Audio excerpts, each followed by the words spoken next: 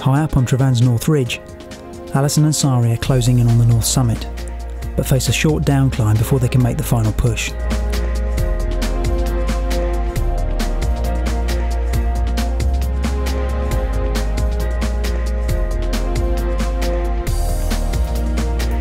The route from here is more straightforward, but it's still an enjoyable scramble with fantastic views.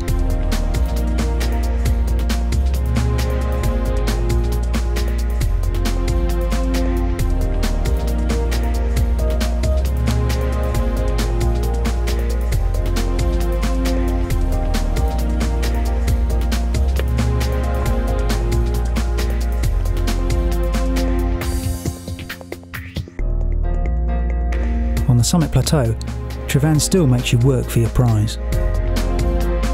Alison has noticed that Trevan's most famous residents are unusually devoid of thrill seekers, so she makes a beeline to Adam and Eve. A natural rock formation or supernatural phenomenon, you decide.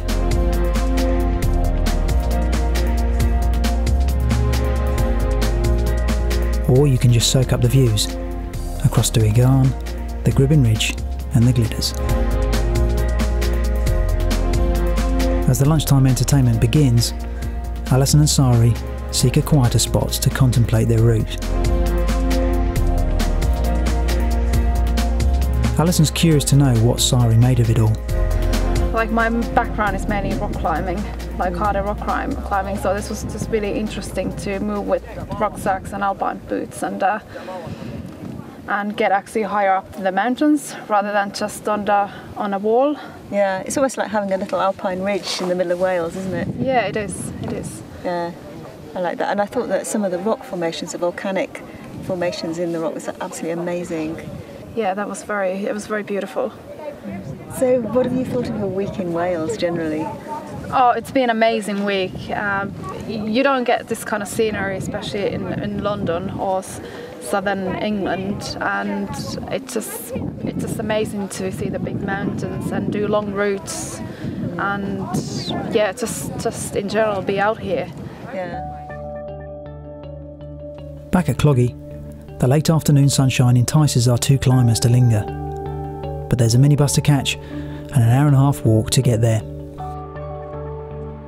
Rather cruelly on this occasion, late afternoon and evening is the time when Cloggy's at its best, as the sun finally reaches round to illuminate the crag and warm up the climbers. But for Leanne and for Anne, the day's done. They came, they climbed, they conquered, and now it's time to head back to Blasibrennan. It's nice being with them, isn't it? Yeah. The trip back is a perfect time to rewind and reflect on another successful day's climbing.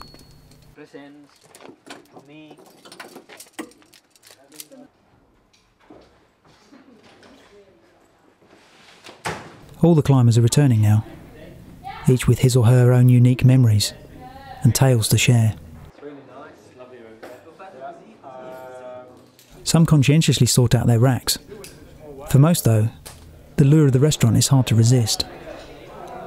After a 10-hour day climbing hard grades, who could disagree?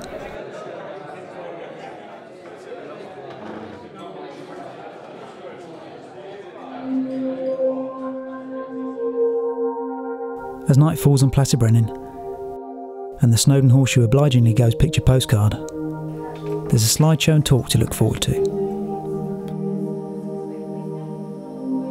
And of course, much more to discuss in the bar, despite the language barrier. So what do some of the other climbers think about the routes they've climbed this week? Very challenging, very different actually way of challenge. Climbing and also putting gear on, and have to think about that as well. It was really nice, really interesting. I mean, I went to go-kart that day and it was just unbelievable. I mean, I was shocked. It's beautiful. Route of the week so far, I think it's got to be mountaineers up on Craggerisfa and the Carneve. Sort of hour and a half walk in, cliff to ourselves, nobody else around, beautiful sunny rock, and just a fantastic day out. Well, I started on Dream of White Horses, which was one of the classics I always wanted to do. And on my second day we did Sinedef Corner, which I think was my highlight of the ultra. It was amazing, it was everything I hoped for and more. I've been to Gogarth, Cloggy, and I've been climbing on Slate today, and it's all been brilliant. Very different climbing areas and all great climbs. I think the best climb I've had so far is November at Cloggy. That was a really nice climb. At the international meet itself? I think it's a fantastic idea. I mean, it gets people interested in different types of climbing, and like the UK has very different sort of climbing styles and things to other places, so it's really good to get people to come in and experience these things. And you see people coming away and going and taking that style of climbing to different places as well, which is fantastic. But also you get to experience what their styles of climbing are, and you learn lots of things about different ways to do it. People here are great. It's a good vibe, good atmosphere. Climbing from people from all over the world is just amazing. In Israel it's mainly sports climbing, so I haven't got too much practice on trad. I love trad, so I try to go places. So this is like a perfect place to climb and to learn a lot from people from all over. So yeah, it's really been amazing. I've been loving it, and I feel like I'm privileged to be here. Yeah, it's been super. I mean, it's just fantastic. I've got more quality climbing this week done than I could do in probably a month, 2 months, 3 months normally. It's been very interesting really. The first girl I climbed with is Georgia. She'd never done trad, never handled twin ropes, but done quite a lot of sports climbing. So, and you know, she's been in some amazing places. We have climbed higher than she's ever climbed before, and she's been really enthusiastic and really keen and really cool as well.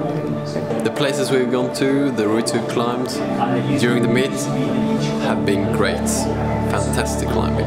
It's been a long time dream of mine to come here and climb on the British trad climbs. Well, I've met so many interesting people from all over the world. My roommate's from Israel and Cyprus, and I've been climbing with people from all over the world. And it's just so wonderful to hear what the climbing's like in their countries. And I hope to go and visit them and go climbing with them.